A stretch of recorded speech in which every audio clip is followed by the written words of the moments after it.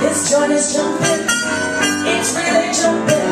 Every move is on its toes. I mean, this joint is jumping.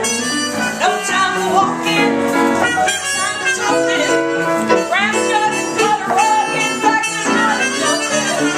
Get big beer and gin, there's plenty in the kitchen. Ooh, that one just ain't in, just looking high. It's switching.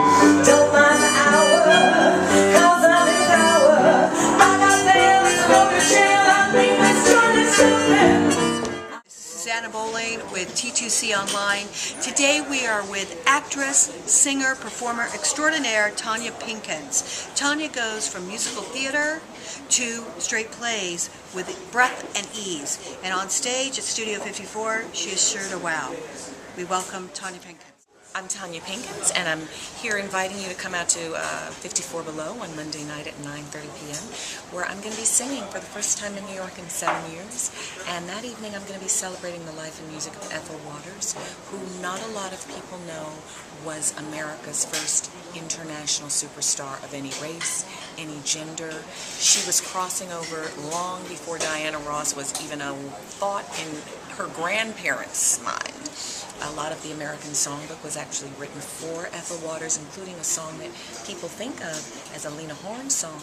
But if you listen to Ethel sing it, you'll hear Lena styling after Ethel. Stormy Weather was written by Harold Arlen for Lena, and Ethel called Harold the Negroest white man she'd ever met.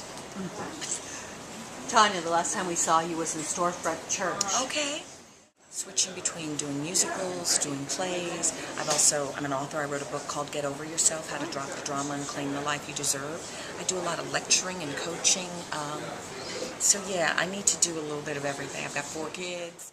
How did you decide to explore the Ethel Waters songbook? What happened was when I was 15 years old, I read both of Ethel's autobiographies, His Eyes on the Sparrow, and To Me It's Wonderful. And it was really at that time that I decided that I was one day going to do a show about Ethel Waters. And then I was approached to do a show called Ethel Waters, His Eyes on the Sparrow, which really explored the 20 years of her life when she worked with Billy Graham. And in a way, that particular aspect of her life is why she's been forgotten, particularly by the black community, because she was seen as being very conservative, working with Billy Graham, a good friend of the Nixons, at a time when black people were saying black power and calling themselves black, and she insisted she wasn't black, she was colored. So I think that she's been forgotten by a lot of African American historians because what she was putting forth was not supportive of the movement for civil rights. When I saw that show, I went, wow, that's a great show, and it serves a particular audience, but I'm really interested in this woman who was performing on stage at age 5. They called her Baby Star. She grew up, she was running for the hookers and the lookout for the hookers, and she used to steal, and she was married at 13, divorced at 14. She sang and danced, traveled all through the South. She would go down south, even though she had experienced some of the most horrible racism, she still kept going back because that's where her people were, and she wanted to perform for them.